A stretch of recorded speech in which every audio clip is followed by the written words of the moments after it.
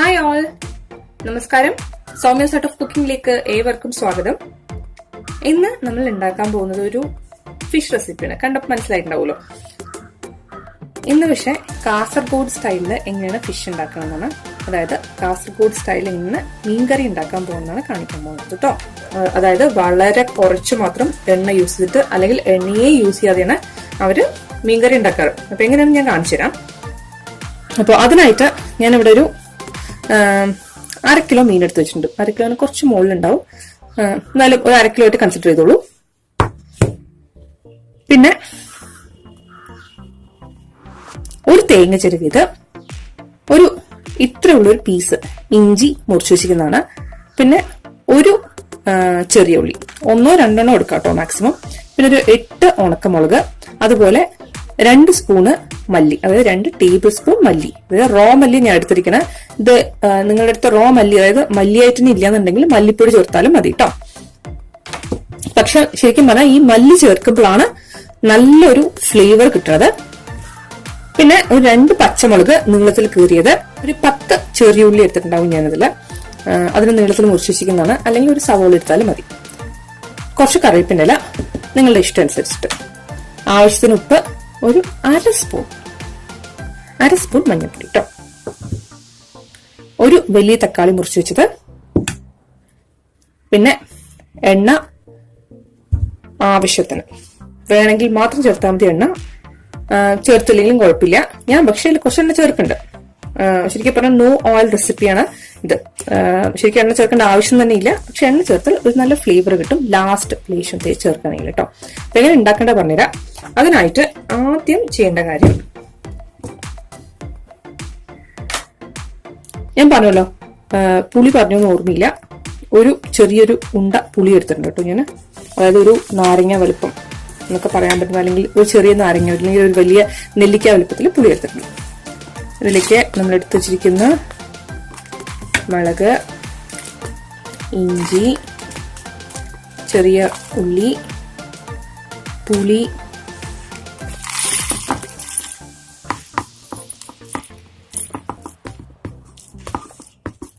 മല്ലി, അതായത് coriander seeds ആണ് എടുത്തിരിക്കുന്നത്, പിന്നെ തേങ്ങ.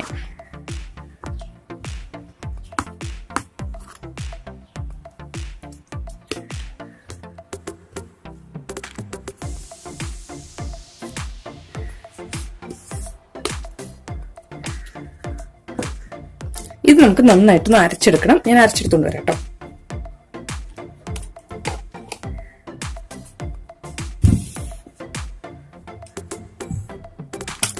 ഇപ്പൊ നല്ല ഫൈൻ പേസ്റ്റ് ആയിട്ട് ഞാൻ അരച്ചെടുത്തു.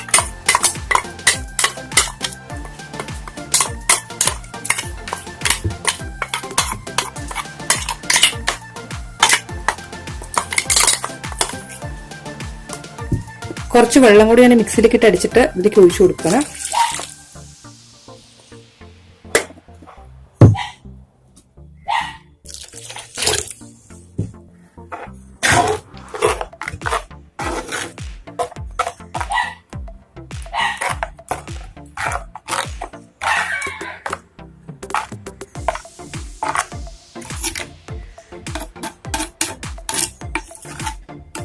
നിങ്ങൾക്ക് വേണമെങ്കിൽ ഇഞ്ചിയിട്ട് അരയ്ക്കാണ്ട് ഇഞ്ചി മുറിച്ചിട്ടും ഇട്ട് കൊടുക്കാം.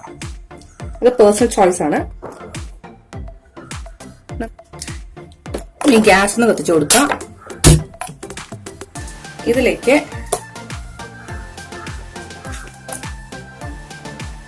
എടുത്തു വെച്ചിരിക്കുന്ന മഞ്ഞപ്പൊടിയും ഉപ്പും ചേർത്ത് കൊടുക്കാം.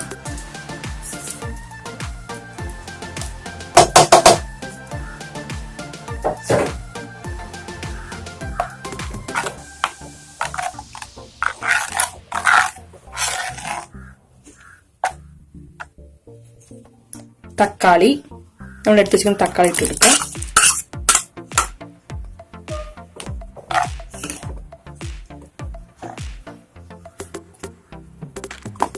വെങ്കായം, ചെറിയ ഉള്ളി, 4 പച്ചമുളക്, കുറച്ച് കറിവേപ്പില.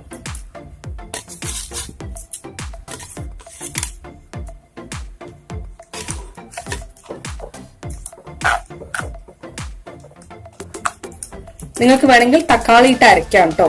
നമ്മൾ അരച്ചില്ല അതിന്റെ കൂട്ടത്തില് തക്കാളി ചേർത്ത് അരയ്ക്കാം. അപ്പൊ അങ്ങനെ ആണെന്നുണ്ടെങ്കിൽ ഒരു ഓറഞ്ച് കളറായിരിക്കും നമ്മുടെ കൂട്ടാന്റെ കളറ്. ഇപ്പൊ അത് ഒരു യെല്ലോയിഷ് കളറാണ്. നമ്മൾ തക്കാളി ഇട്ട് അരച്ചിട്ടില്ല. നോർമലി ഈ കളറിന് ഉണ്ടാവാം കൂട്ടാൻ. പിന്നെ അതുപോലെ നിങ്ങൾക്ക് വേണമെന്നുണ്ടെങ്കിൽ കാശ്മീരി ചില്ലി യൂസ് ചെയ്യാം. അപ്പൊ കുറച്ചും കൂടെ കളറൊക്കെ കിട്ടും. ഞാൻ എന്റെ കയ്യിൽ മാറ്റി.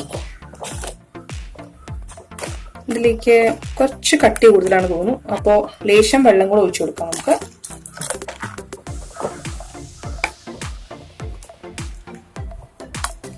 ആണോ, ഈ ഒരു കൺസിസ്റ്റൻസിന് വേണ്ട കേട്ടോ. കാസർഗോഡ് മീൻകറിയുടെ ഒരു പ്ലസ് പോയിന്റ് എന്താണെന്ന് വെച്ചിട്ടുണ്ടെങ്കിൽ നമ്മളിതില് എണ്ണ വളരെ കുറവേ ചേർക്കുള്ളൂ, അല്ലെങ്കിൽ ചേർക്കുന്നേ ഇല്ല. അത് ഒന്നാമത്തെ കാര്യം. രണ്ടാമത്തെ കാര്യം, ഇത് പെട്ടെന്ന് ഉണ്ടാക്കിയെടുക്കാൻ പറ്റും. ഒരു 5-10 മിനിറ്റ് കൊണ്ട് കൂട്ടാൻ റെഡിയാക്കി എടുക്കാൻ പറ്റും. പിന്നെ 1-2 കാര്യം ശ്രദ്ധിക്കുക നിങ്ങൾക്ക്. അതായത് 1-2 കാര്യങ്ങളിൽ ചെറിയ വേരിയേഷൻസ് അവിടെ ഇവിടെ ഉണ്ടാവാറുണ്ട്. ചിലര് ഇഞ്ചി ഇട്ടരയ്ക്കും, ചിലര് ഇഞ്ചി മുറിച്ചിടുക ചെയ്യാം. അതുപോലെ ചിലര് തക്കാളി ഇട്ടരയ്ക്കും, ചിലര് മുറിച്ചിടുക ചെയ്യാം. അപ്പൊ ഞാനിതിൽ ഇഞ്ചി അരയ്ക്കുകയും ചെയ്തിട്ടുണ്ട്, അതുപോലെ തക്കാളി മുറിച്ചിടുകയാണ് ചെയ്തിരിക്കുന്നത്. അപ്പോ നിങ്ങൾക്ക് എങ്ങനെയാണ് സൗകര്യം എന്ന് വെച്ചാൽ അതുപോലെ ചെയ്യാം. പിന്നെ അതുപോലെ ഇതിന്റെ കളറിനായിട്ട് കാശ്മീരി ചില്ലി യൂസ് ചെയ്യാറുണ്ട്. അപ്പൊ കുറച്ചും കൂടെ ഡാർക്ക് കളറായിട്ട് കിട്ടും. ഈ ഒരു യെല്ലോയിഷ് കളർ മാറിയിട്ട് ഒരു ഓറഞ്ച് കളറിൽ കിട്ടാൻ വേണ്ടിയിട്ട്, അതായത് പിരിയ മുളകിന്റെ പൊടി ഉപയോഗിക്കാറുണ്ട് കേട്ടോ.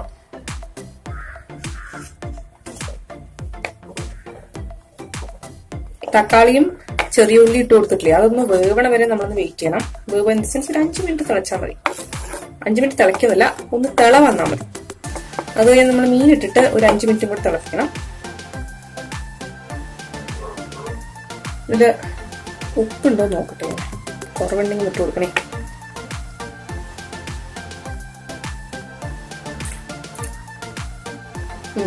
ലേശം കുറവുണ്ട്, ലേശം കുറവുണ്ട്. നമ്മൾ പച്ചമല്ലിയല്ല ഇട്ട് അരച്ചിരിക്കണം. അപ്പൊ അതിന്റെ ഒരു മണം ഉണ്ടാവും. സോ അത് മാറണ വരെ ഒരു 2-3 മിനിറ്റ് ഒന്ന് തിളച്ചോട്ടെ. അതിനുശേഷം നമുക്ക് മീനിട്ട് കൊടുത്തിട്ട് ഒരു 5 മിനിറ്റും കൂടെ തിളപ്പിക്കണം കേട്ടോ. ഉപ്പ് കറക്റ്റ് ആക്കും. ഇത് തിളയ്ക്കുമ്പോ ഇത്തിരി കൂടെ കൊഴുപ്പ് കൂടും. അപ്പൊ ലേശം കൂടെ വെള്ളം ഒഴിച്ചു കൊടുക്കണം. ഇപ്പൊ ഇതിന്റെ കൺസിസ്റ്റൻസി ഞാൻ കാണിച്ചുതരാം. ഇതാ ഈ ഒരു കൺസിസ്റ്റൻസിയാണ്. ഒരുപാട് വെള്ളമല്ല, എന്നാൽ ഒരുപാട് തിക്കുമല്ല. തക്കാളി വെങ്കായൊക്കെ വേവാനായിട്ട് ഒന്ന് തിളയ്ക്കണം. അതിനുശേഷം മീൻ ഇട്ട് കൊടുത്തിട്ട് പിന്നെ 5 മിനിറ്റ് തിളയ്ക്കണം. ആ സമയം കൊണ്ട് ഇനിയും ചാറ് കുറുകും. കാസർഗോഡൊക്കെ ഇതിനെ പറയുന്നത് മീൻ ചാറ് എന്നാണ്. ഇങ്ങനെ ഇളക്കി കൊടുത്തുകൊണ്ടിരിക്കേണ്ട ആവശ്യമൊന്നുമില്ല.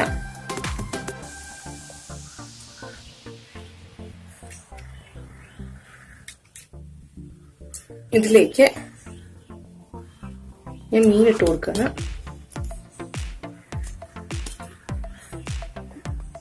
എപ്പോഴും ഉപ്പൊക്കെ നോക്കിയ ശേഷം മീൻ ഇട്ട് കൊടുക്കുക കേട്ടോ.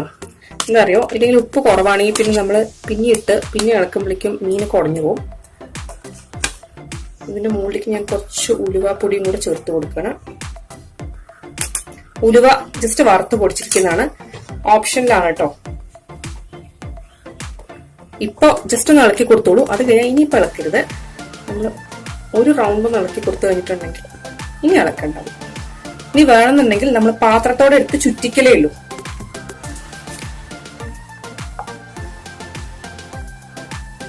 നന്നായിട്ടൊന്ന് തിളക്കട്ടെ. ഒരു 5 മിനിറ്റ്സ്, എക്സാക്ട്ലി 5 മിനിറ്റ് തിളച്ചാൽ മതി. അത് കഴിഞ്ഞാൽ നമുക്കിത് ഓഫ് ചെയ്ത് വെക്കാം.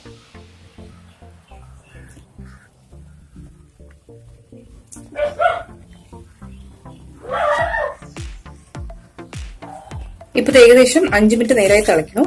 ഇതിലേക്ക് കുറച്ച് കറിവേപ്പിന്റെ ഇല ഇട്ട് കൊടുക്കുക. കുറച്ച് വില ആവശ്യത്തിന് ഇട്ട് കൊടുത്തോളൂ. കറിവേപ്പിന്റെ ഇല ഓപ്ഷനിലാണ്. ഇനിയിപ്പോ ഞാൻ തീ ഓഫ് ചെയ്ത് കൊടുക്കണം. എന്നിട്ട് ഇതിന്റെ മുകളിലേക്ക് ഞാൻ ലേശം വെളിച്ചെണ്ണ തുളിച്ചു കൊടുക്കുന്നുണ്ട്. കറിവേപ്പിന്റെ ഇലയും വെളിച്ചെണ്ണയും ഓപ്ഷനാണ് കേട്ടോ. ചിലര് കറിവേപ്പിന്റെ ഇല ചേർക്കാറേയില്ല, അതുപോലെ വെളിച്ചെണ്ണയും ചേർക്കാറില്ല. എണ്ണയെ ഇല്ലാണ്ടാണ് പലരും ഇത് ഉണ്ടാക്കാറ്. ഇതിപ്പോ നമ്മൾ ടേസ്റ്റ് കൂട്ടാൻ വേണ്ടിയിട്ട് മുകളിൽ കുറച്ച് എണ്ണ ഒഴിച്ചതേ ഉള്ളൂ. അതുപോലെ നോൺ വെജിറ്റേറിയൻ ഡിഷസ് ഉണ്ടാക്കുമ്പോൾ കറിവേപ്പിലയും പലരും ഇടാറില്ല കേട്ടോ. എന്റെ വീട്ടിൽ തന്നെ ഉണ്ടായിരുന്നില്ല. ഇപ്പൊ പിന്നെ ഞാൻ ടേസ്റ്റ് കൂട്ടാൻ വേണ്ടി ഒക്കെ ചെയ്യുന്നതാണ്. അപ്പൊ ഞാനത് തീ ഓഫ് ചെയ്ത് വെച്ചിട്ടുണ്ട്. പക്ഷെ എന്നാലും അത് തിളച്ചുകൊണ്ടിരിക്കുകയാണ്. ഇനിയിപ്പോ എന്തായാലും ഒരു 5 മിനിറ്റ് ഇതിങ്ങനെ തിളയ്ക്കും. കുറച്ച് ഇതിലിരുന്നിട്ട് തന്നെ പറ്റുകയും ചെയ്യും. ഞാനപ്പോ ഇതൊന്ന് തണുത്ത ശേഷം ഞാൻ നിങ്ങൾക്ക് കാണിച്ചു തരാം. എന്നിട്ട് ക്ലോസ് ചെയ്യും. ഇതാണ് കൂട്ടാന്റെ ക്ലോസ് വ്യൂ കേട്ടോ. ഇപ്പോഴും തിളച്ചുകൊണ്ടിരിക്കുകയാണ്. അപ്പൊ എല്ലാവരും ഉണ്ടാക്കി നോക്കുക. ട്രൈ ചെയ്ത് നോക്കിയിട്ട് ഫീഡ്ബാക്ക് അയച്ചു തരാം കേട്ടോ. നിങ്ങൾക്ക് ഈ റെസിപ്പി ഇഷ്ടപ്പെട്ടിട്ടുണ്ടെങ്കിൽ സബ്സ്ക്രൈബ് ചെയ്യാൻ മറക്കരുത്. അതുപോലെ തൊട്ടടുത്തുള്ള ബെല്ലൈക്കൺ പ്രസ് ചെയ്യണമെന്നുണ്ടെങ്കിൽ ഞാൻ ഉണ്ടാക്കുന്ന പുതിയ പുതിയ റെസിപ്പീസിന്റെ നോട്ടിഫിക്കേഷൻ നിങ്ങൾക്ക് കിട്ടുന്നതായിരിക്കും. Thank you so much for watching. നാളെ ഒരു പുതിയ റെസിപ്പിയോട് നമുക്ക് വീണ്ടും കാണാം. അതുവരെ ബൈ, ടേക്ക് കെയർ.